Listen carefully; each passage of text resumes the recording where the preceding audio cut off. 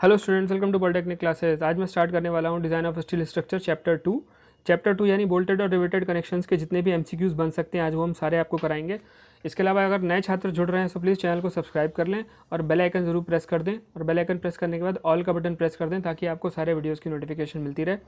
इसके अलावा बता दूं, मैं एस्टिमेशन, कॉस्टिंग और CMAED की क्लासेस हमारे चैनल पर पहले से चल रही हैं ऑब्जेक्टिव में, और रिपेयर मेंटेनेंस की भी हिमांशु सर स्टार्ट करने वाले हैं।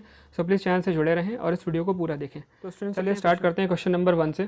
क्वेश्चन नंबर 1 दिया है, एक रिवेट किए हुए लैप जॉइंट की ताकत इसके बराबर है। ठीक है, रिवेट किए हुए लैप जॉइंट की ताकत इसके बराबर है। इस सवाल का क्या मतलब है कि जो आपका रिवेट होता है, जॉइंट होता है, वो 3 टाइप से फेल होता है। ठीक, पहला होता है उसमें शियर फेलियर जिसको कहते हैं कर्तन, दूसरा होता है धारण, उसको कहते हैं बियरिंग।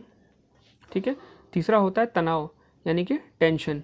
ये 3 टाइप के फेलियर आपके रिवेट जॉइंट्स में या बोल्टेड जॉइंट्स में होते हैं। ठीक है, तो इन 3 टाइप्स के फेलियर में एक जॉइंट की स्ट्रेंथ किसके बराबर होगी। ठीक है, तो पहले मैं एक चीज़ क्लियर कर दूं कि स्ट्रेंथ उसी के बराबर होगी। अब आप एक चीज़ सोचिए, अगर कोई चीज़ 3 अलग अलग वजहों से फेल हो सकती है, ठीक है, तो उन तीनों में सबसे कम जो होगा उसी की वैल्यू तो उसकी स्ट्रेंथ होगी। ठीक है, मान लीजिए एक से ये 100 किलो न्यूटन पर फेल हो जाता है, एक से 75 पर फेल हो जाता है, एक से 50 पर ही फेल हो जाता है। इन तीनों की बात कर रहा हूँ। ठीक है, तो जिसकी वैल्यू सबसे कम होगी, आपका स्ट्रक्चर मान लीजिएगा धारण की वैल्यू सबसे कम है तो वो धारण पर पहले ही फेल हो जाएगा, बाकी दोनों के नंबर आने की ज़रूरत ही नहीं पड़ेगी। तो इस कारण से इस क्वेश्चन को अगर मैं सिंपल भाषा में समझाऊं तो जिसकी स्ट्रेंथ सबसे कम होगी उस पर फेल हो जाएगा वो। ठीक है, अब ये तीनों होते क्या हैं, इन तीनों को भी समझ लें क्योंकि इसको समझे बिना आगे क्वेश्चन में आपको दिक्कत होगी। ठीक है, तो जो सबसे पहला फेलियर होता है शियर फेलियर। ठीक है, शियर फेलियर के अंदर क्या होता है, जो आपकी रिवेट होती है वो रिवेट फेल होती है, रिवेट कट जाती है बीच में से। ठीक है, ये कुछ इस तरीके का दिखता है। देखिए आपका जो, जैसे मान लीजिए कि प्लेट है, ठीक, उसके ऊपर ये दूसरी प्लेट है, ठीक है, और यहाँ पर एक रिवेट लगा हुआ है। ठीक है, इन दोनों को उसने आपस में जोड़ा हुआ है। ठीक, तो इसके बाद क्या होगा, जब इस पर फोर्स लगेगा इस डायरेक्शन में और इस डायरेक्शन में, तो ये जो बीच का सेक्शन है ना, ये कटने की टेंडेंसी रखेगा, ये वाला आगे बढ़ने की कोशिश करेगा, ये इधर जाने की कोशिश करेगा। और अगर ये फोर्स इसके परमिसिबल शियर स्ट्रेस से ज़्यादा हो जाएगा तो ये रिवेट किस टाइप से हो जाएगा, ये रिवेट कुछ इस टाइप से और इस टाइप से दोनों तरफ कट के अलग अलग हो जाएगा। ठीक है, तो ये होता है shear failure. Shear failure rivet में होता है। ठीक, एक चीज़ पहले क्लियर कर लें, इसके बाद मैं इसका फॉर्मूला आपको बता दूं क्योंकि आगे फॉर्मूला भी कहीं ना कहीं पूछा जा सकता है। वैसे अब आपका लिमिट स्टेट आ गया है इसमें भी, तो मैं उससे भी क्वेश्चंस कराऊंगा, परेशान ना हो। पहले मैं इसलिए ये ऑब्जेक्टिव करा रहा हूँ क्योंकि ये आज तक पूछे जाते रहे हैं, तो अगर कोई पूछ लेगा तो आपको एग्जाम में तो सॉल्यूशन करना है, वहाँ तो आप ये चीज़ नहीं कह सकते, तो इस कारण से आपको जानकारी इसकी भी होनी चाहिए। तो जो इसका फॉर्मूला यूज़ होता है वो होता है π/4 d² इंटू FS। ठीक है, π/4 न्यूमेरिकल वैल्यू है, d² डाया ऑफ रिवेट होता है और FS होता है permissible shear stress in rivet. ठीक है, जो आपका रिवेट यूज़ हो रहा है, वो जिस मटेरियल का यूज़ हो रहा है उसका परमिसिबल शियर स्ट्रेस कितना है उसकी वैल्यू यहाँ लगाते हैं और इसको सॉल्व करके आप लोग निकाल लेते हैं। ठीक है, अगर ये दोनों दो तड़ में होगा, जैसे अभी तो ये सिंगल था, मैंने अभी आपको थोड़ी देर पहले एक फिगर बना के दिखाया था, मैं जो बता रहा हूँ उसको नोट करते चलिएगा ताकि आपको आसानी हो आगे से। जैसे फॉर एग्जांपल एक प्लेट यहाँ पर लगी है, ठीक है, और एक प्लेट नीचे लगी है और रिवेट इसके पूरे में लगा है, तो रिवेट 2 तलों पे फेल होगा। अभी तो रिवेट एक ही तल पे फेल हो रहा था मेरे पिछले वाले एग्जांपल पे। फॉर एग्जांपल आपका रिवेट 2 तलों पे फेल हो रहा है, ऊपर भी फेल हो रहा है और नीचे भी फेल हो रहा है। ठीक है, तो उस फॉर्मूले में 2 गुणा और कर दीजिएगा, 2 गुणा π/4 d² और आपका पूरी वैल्यू निकल जाएगी। ठीक है, तो ये आपका पहला हो गया, कर्तन में फेलियर किस तरह प्रकार होता है, कर्तन के फॉर्मूले क्या होते हैं। अगर आपको इसमें कोई प्रॉब्लम हो तो आप कमेंट सेक्शन में लिख सकते हैं। जो दूसरा है इसके बाद धारण यानी कि बियरिंग। ठीक है, मैं बियरिंग समझा देता हूँ आपको क्या होता है। बियरिंग वो फेलियर है, बियरिंग दोनों में होता है, शियर प्लेट में भी होता है और रिवेट में भी होता है। ठीक है, बियरिंग का मतलब क्या है, धारण करना। ठीक है, फॉर एग्जांपल मान लीजिए आपकी ये प्लेट है, ठीक, और इस प्लेट में एक रिवेट लगा हुआ है। ठीक है, तो अभी तो मैं टॉप व्यू दिखा रहा हूँ, अगर मैं सेक्शनल व्यू देखूँ और ये रिवेट यहाँ लगा है, फॉर एग्जाम्पल मान लीजिए आपके ये रिवेट का जो सरफेस कॉन्टैक्ट में है, ठीक है, जो सरफेस कॉन्टैक्ट में है प्लेट के, वही सरफेस अगर यहाँ से कटने लगे, ठीक है, कट के अंदर चला जाए, रिवेट का घिस जाए अंदर को, टूट जाए, तो ये बियरिंग फेलियर होगा रिवेट का। ठीक है, दूसरा बियरिंग फेलियर होगा इस प्लेट का, जब आपकी ये प्लेट ही कटने लगे आगे से। ठीक है, अभी रिवेट कट रहा था, अगर इसके आगे प्लेट कटने लगे तो वो होगा बियरिंग फेलियर प्लेट में। ठीक है, तो धारण ताकत ऐसे काम करती है। ठीक, तो बियरिंग फेलियर दोनों में होता है। बियरिंग फेलियर के लिए क्या फॉर्मूला यूज़ होता है, देखिए मैं बता देता हूँ। बियरिंग फेलियर के लिए फॉर्मूला यूज़ होता है D into T into F B, F B, ये वाई नहीं होगा, ये बी होगा लास्ट में, into F B, D into T into F B. ठीक है, एफ बी क्या होता है, बियरिंग स्ट्रेस, बियरिंग स्ट्रेंथ होती है इसकी, मतलब परमिसिबल बियरिंग स्ट्रेंथ होती है। ठीक है, और डी इंटू टी में क्या है, जो डी है यहाँ पर, ये डी डाया नहीं है। देखिए मैं पूरी बात समझा दूँ, इसमें एक चीज़ और यूज होती है, प्रोजेक्टेड एरिया। ठीक, जैसे आपका मान लीजिए ये रिवेट है, ठीक है, इस रिवेट को अगर आप सामने की तरफ से देखेंगे, फ्रंट की तरफ से, जैसे अभी आपको ये दिख रहा है, तो इस केस में आपको ये सर्कुलर नहीं दिखाई देगा, आपको ये area projected area rectangle shape का दिखाई देगा। ठीक है, तो ये इसकी मैक्सिमम विड्थ कितनी होगी, जितनी इसकी डाया होगी उतनी इसकी विड्थ होगी। ठीक है, तो जो डी इंटू टी है वो प्रोजेक्टेड एरिया है, मतलब आपका जो ये प्लेट है, प्लेट के अंदर जो रिवेट लगा है, वो रिवेट एक्चुअल में यहाँ पर अगर हम बात करें तो डी ये होगा डाया के बराबर। ठीक है, और टी थिकनेस ऑफ प्लेट होगी। ठीक, मैं कलर चेंज कर देता हूँ, ये टी थिकनेस ऑफ प्लेट होगी, ये डाया होगा। ठीक है, तो ये जो प्रोजेक्टेड एरिया है ये है डी इंटू टी। ठीक, और इसके बाद इंटू एफ बी यानी बियरिंग परमिसिबल बियरिंग स्ट्रेंथ। ठीक है, इसको गुणा कर देंगे आप, इससे आपका जो फाइनल वैल्यू आएगी वो आपकी बियरिंग स्ट्रेंथ होगी। ठीक है, इसके बाद जो तीसरा है वो है तनाव वाला। तनाव वाला भी समझ लेते हैं।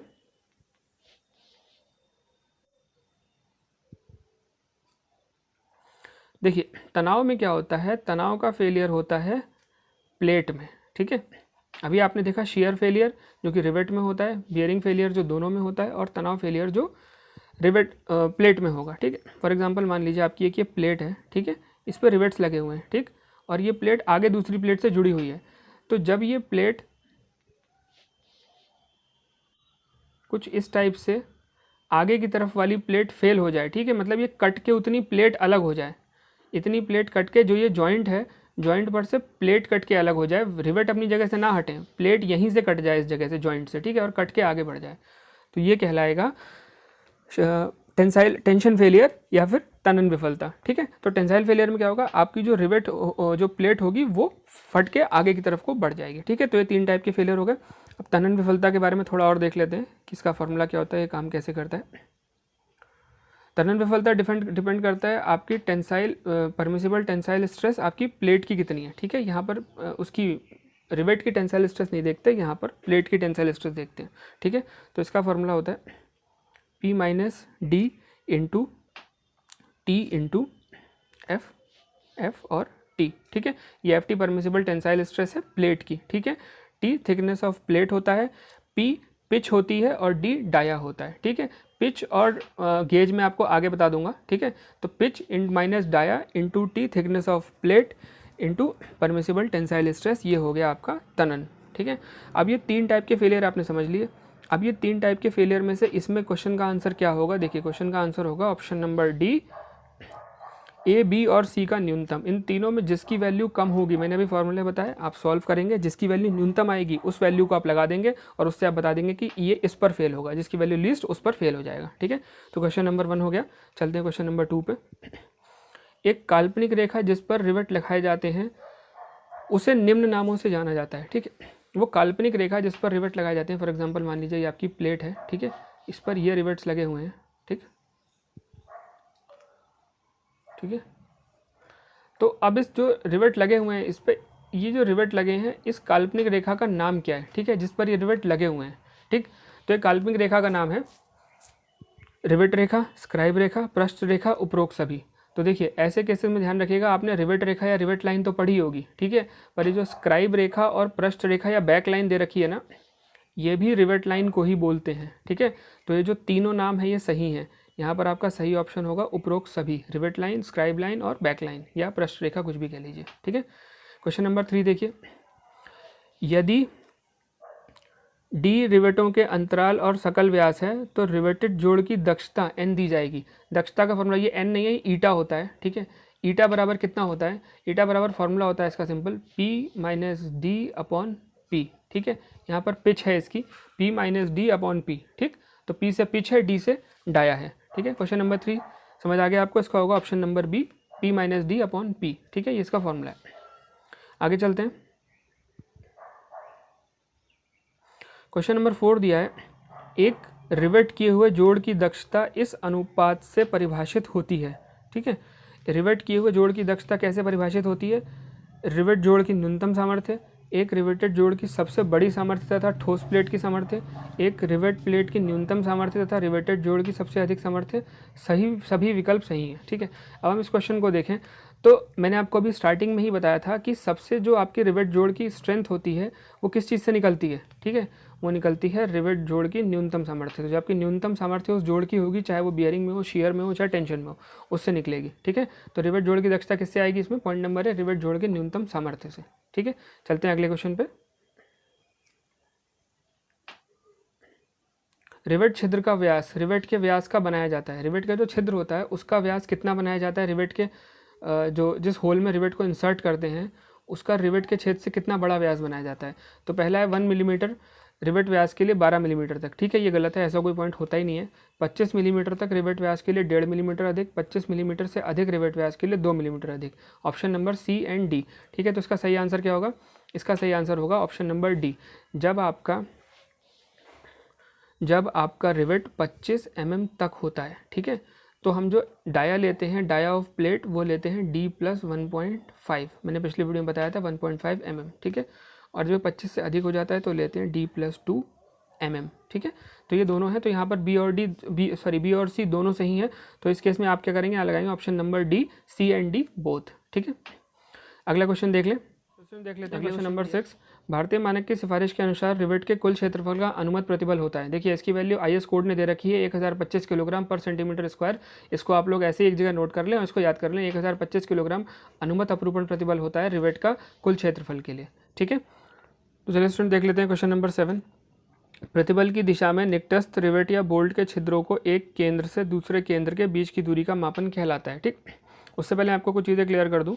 फॉर एग्जाम्पल मान लीजिए ये आपकी एक प्लेट है, इस पर इस प्रकार से रिवेट्स लगे हुए हैं। ठीक है, और इस पर जो फोर्स लग रहा है उसकी प्रतिबल की दिशा है ये। ठीक, तो जो रिवेट जिस डायरेक्शन में फोर्स लग रहा है उसके पैरेलल आपकी ये तो रिवेट लाइंस होंगी।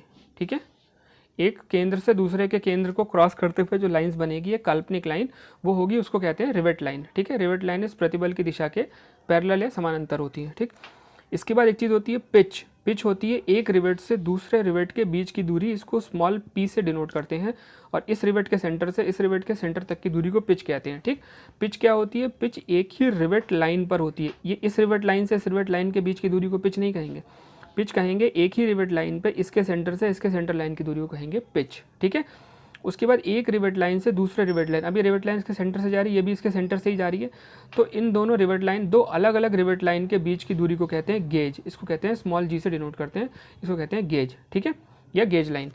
ये गेज हो गया, पिच हो गया। इसके बाद एक होता है स्टैगर्ड पिच। देखिए इसमें तो स्टैगर्ड पिच काम नहीं करेगा। स्टैगर्ड पिच तब काम करता है जब आपके रिवेट एक सेम लाइन में नहीं होते और स्टैगर्ड लगे होते हैं। ठीक है, कुछ इस तरीके से, जैसे एक बार एक रिवेट यहाँ लगा है, दूसरा यहाँ, तीसरा यहाँ, चौथा यहाँ, पांचवा यहाँ, और फिर एक एक यहाँ पर। तो ये वाला जो डायरेक्शन है ना, ये आपकी लाइन ऑफ रिवेट है। ठीक है, तो इसके बाद क्या होगा, लाइन ऑफ रिवेट में स्टैगर्ड पिच क्या होगी, इसका पॉइंट का सेंटर और इसका सेंटर, इनके बीच की जो वर्टिकल दूरी होगी वो कहलाएगी इसकी स्टैगर्ड पिच। ठीक है, अब इस स्टैगर्ड पिच के बाद एक चीज़ होती है इसमें एंड डिस्टेंस या किनारा दूरी। किनारा दूरी इस रिवेट लाइन से किसी भी एंड के दूरी को कहते हैं हम एंड डिस्टेंस या किनारा दूरी। ठीक है, तो आप ये समझ गए। अब देखिए इसका क्वेश्चन है, मापन के निकटस्थ रिवेट या बोल्ट के छिद्रों के एक केंद्र से दूसरे केंद्र की दूरी का मापन क्या कहलाता है। तो ये मैंने बताया, ये कहलाता है पिच। एक के केंद्र से दूसरे केंद्र की दूरी को हम कहते हैं पिच। ठीक है, आगे बढ़ते हैं। पारस्परिक समांतर रिवेट रेखा में संलग्न रिवेट के केंद्र से एक रिवेट केंद्र के रिवेट रेखा की दूरी कहलाती है। देखिए एक रिवेट रेखा, मैंने बताया दूसरी रिवेट रेखा। ठीक है, इनके केंद्र से इनके केंद्र की दूरी क्या कहलाती है, ये कहलाती है स्टैगर्ड पिच। ठीक है, विषम पिच। आगे चलते हैं। बट जोड़ का मुख्य प्रकार दोहरा आवृत है। ठीक है, बट जोड़ का मुख्य प्रकार दोहरा आवृत क्या होता है, देखिए इसमें 3 टाइप के होते हैं, अपरूपण रिवेटेड जोड़, चेन रिवेटेड जोड़, जिगजैग रिवेटेड जोड़। ये होता क्या है, बट जॉइंट एक टक्करी जोड़ होता है जिसमें आप एक को दूसरे के सामने रख के उससे जोड़ देते हैं। ठीक है, तो इसका भी ऐसे तो जोड़ेगा नहीं, या तो आप वेल्ड कर दें, अदरवाइज क्या होगा, इसके ऊपर प्लेट लगेगी। तो इसका अगर मैं सेक्शन बनाऊँ तो इसका सेक्शन कुछ इस तरीके का बनेगा। ये आपका मान लीजिए मेन प्लेट है, यहाँ पर जॉइंट है, तो इसके ऊपर एक प्लेट लगेगी, इसके नीचे एक प्लेट लगेगी। ठीक है, अब इसको जोड़ने का प्रोसेस क्या है, इसमें आप रिवेट्स भी लगा सकते हैं, बोल्ट भी लगा सकते हैं। तो अपरूपण रिवेटेड जोड़ बिल्कुल शेयर में आएगा, इन सारे बोल्ट्स के रिवेट्स के ऊपर शेयर आएगा। चेन रिवेटिंग वो होती है जब आप एक ही लाइन में सारे बोल्ट्स या रिवेट्स को लगा देते हैं, ठीक है, सारी एक दूसरे के सीध में रहती हैं। और जिगजैग रिवेटेड वो होता है जब आप एक यहाँ, दूसरा यहाँ, तीसरा यहाँ, इनकी मतलब पिच को चेंज करते रहते हैं। एक रिवेट लाइन में तो सेम रहती है, बट अगले वाले में एक सीध में नहीं रहती, थोड़ा सा आगे बढ़ा के लगाते हैं। जिगजैग लाइन इस तरीके से चलती है, उस शेप में लगाते हैं।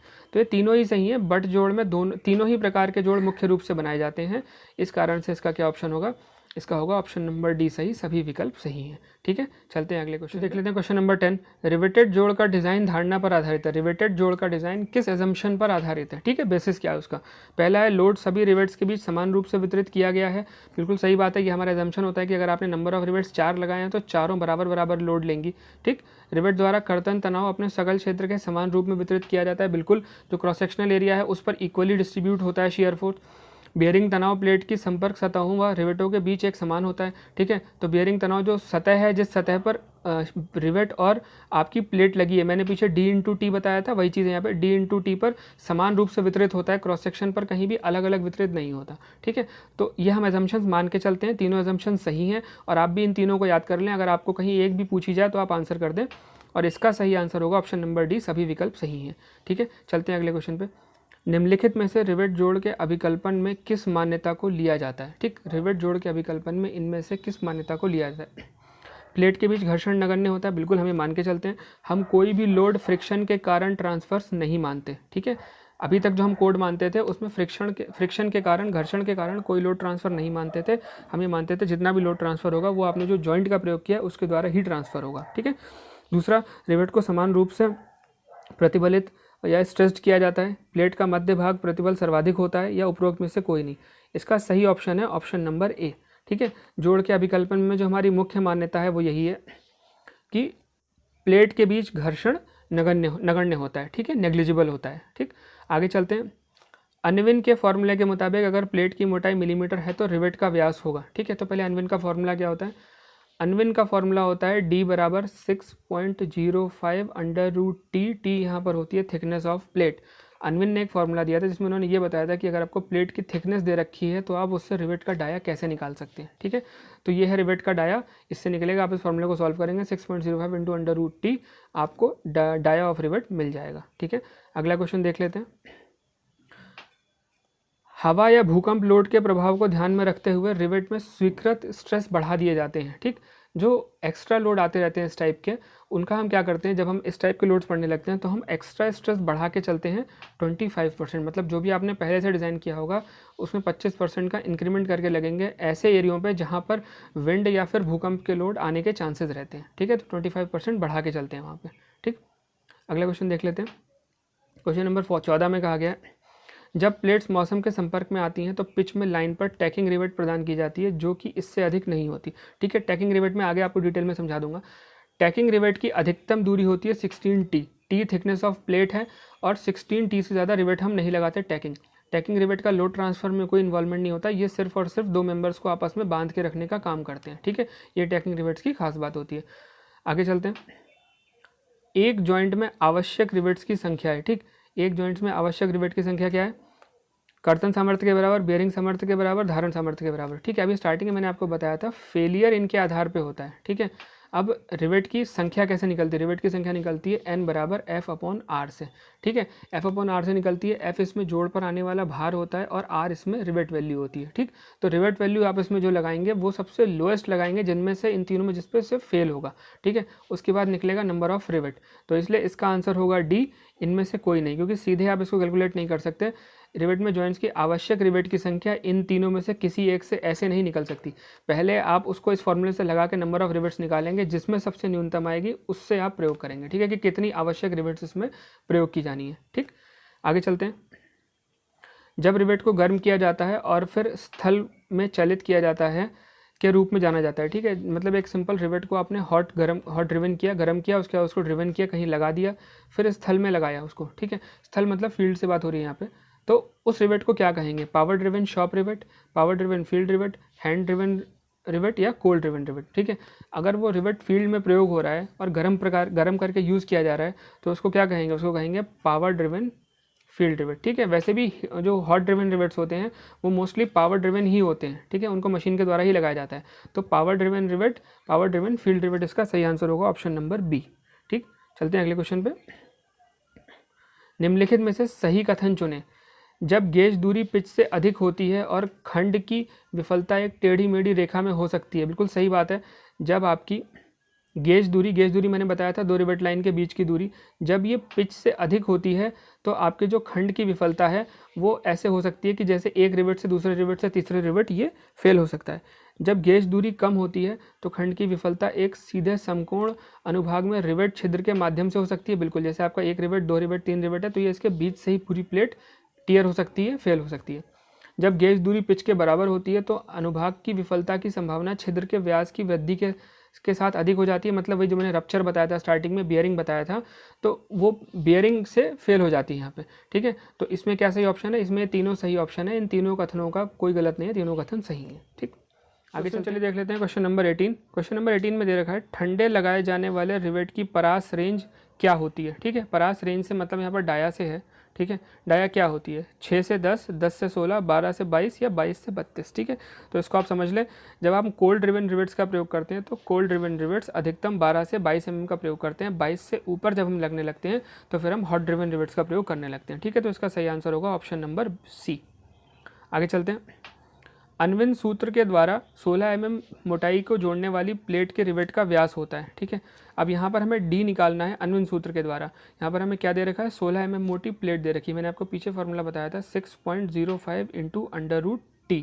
ठीक, तो इस फार्मूले को अगर सॉल्व करें तो 6.05 इंटू √t में आएगा 16 रूट में हो जाएगा 4 और 6.05, तो 6 इंटू 4 कितना होगा? 6 इंटू 4 24, तो 24 mm से कुछ ऊपर जाएगा। और यहाँ पर अगर आप ऐसे देखें तो 24 mm इसका सही आंसर होगा। ठीक है, तो इसका ऑप्शन नंबर बी सही आंसर है। चलते हैं अगले क्वेश्चन पे। निम्न में से सही कथन चुनें। टैकिंग, मैं जो बता रहा था पीछे टैकिंग रिवेट्स का, वो आपको यहाँ पर समझ में आ जाएगा। टैकिंग आबंधन रिवेट्स का इस्तेमाल तब किया जाता है यदि दो आसन्न रिवेट्स के केंद्र के बीच न्यूनतम दूरी 12 टी या 200 मिलीमीटर से अधिक, जो भी कम हो। ठीक है, तो एक चीज़ ध्यान रखें, टैकिंग रिवेट्स का प्रयोग तभी किया जाता है जब दो पहले से लगे जो रिवेट्स हैं उनके बीच की दूरी 12 टी या उससे अधिक हो जाए। ठीक है, 12 टी या 200 mm। ठीक है, दोनों को निकालेंगे, इनमें से जिसकी वैल्यू कम होगी उसका प्रयोग करेंगे। तो जब दो रिवेट्स के बीच की दूरी इनसे अधिक हो जाएगी तब हम वहाँ पर बीच में टैकिंग रिवेट्स लगा देंगे। तनाव की गणना के लिए टैकिंग रिवेट्स को नहीं माना जाता। बिल्कुल सही बात है। टैकिंग रिवेट्स का प्रयोग जब टेंसाइल फोर्सेज आते हैं तो हम टैकिंग रिवेट्स को नहीं मानते कि वो कोई लोड बेयर करेंगे। ठीक है, तीसरा, टैकिंग रिवेट संपीड़न उपांग के अंतर्गत आने वाले 2 एंगल सेक्शन जो बैक से बैक जुड़े हों उनकी पूरी लंबाई में दिए जाते हैं। बिल्कुल सही बात है, पूरी लंबाई में दिए जाते हैं। किस लिए, मैं अभी आपको बता देता हूँ। देखिए, ये मान लीजिए आपका एंगल सेक्शन है जो बैक टू बैक जुड़े हुए हैं। ये पहला एंगल सेक्शन है, ये दूसरा एंगल सेक्शन है। ठीक है, ये बैक टू बैक ऐसे जुड़े हुए हैं। ठीक है, तो इसमें क्या होता है, अगर आप ये लंबे एंगल सेक्शन हैं और आप इनको अगर बैक टू बैक जोड़ने के बाद अगर आप इनको रिवेट से टैकिंग रिवेट से नहीं जोड़ोगे तो इनमें बकलिंग फेलियर के चांसेस हो जाते हैं। इस कारण से इनको दोनों को आपस में जोड़ के एक सिंगल यूनिट की तरह यूज़ कर रहे हैं, एक ये दोनों बिहेव करें एज अ सिंगल यूनिट। इस कारण से हम इनको टैकिंग रिवेट से आपस में बांध देते हैं ताकि जब इन पर लोड आता है तो ये सिंगल मेंबर की तरह बिहेव करते हैं। ठीक है, तो इस कारण से जब तीनों सही हैं तो आपका सही ऑप्शन क्या होगा? सही ऑप्शन आपका होगा सभी विकल्प सही हैं। ठीक है, इसका ऑप्शन सही है। देखिए, इसमें अधिकतर क्वेश्चंस मैंने खुद फ्रेम किए हैं इसलिए ताकि आपको चैप्टर का एक बेसिक आइडिया मिल सके। जिन लोगों ने बिल्कुल पढ़ाई नहीं की है वो भी इसको देख के अब तक ये समझ गए होंगे कि चैप्टर के बेसिक फार्मूला, बेसिक थ्योरी क्या है। ठीक है, और आप अगर उसके आगे डिटेल में समझना चाहते हैं तो जब ये ऑब्जेक्टिव क्वेश्चन खत्म हो जाएंगे तो मैं थोड़ा सा इसको डीप में जाकर थोड़ा थोड़ा सब बता दूंगा ताकि आपके ऑब्जेक्टिव क्वेश्चन आप कोई भी छूट ना पाए आपसे। ठीक है, तो ये आप सब 20 क्वेश्चन आप समझ गए। इसके अलावा मैं 3rd चैप्टर भी स्टार्ट कर दूंगा कल से, तो प्लीज़ इस वीडियो को पूरा देखें और अपने फ्रेंड्स के साथ शेयर करें। यदि आपको कोई प्रॉब्लम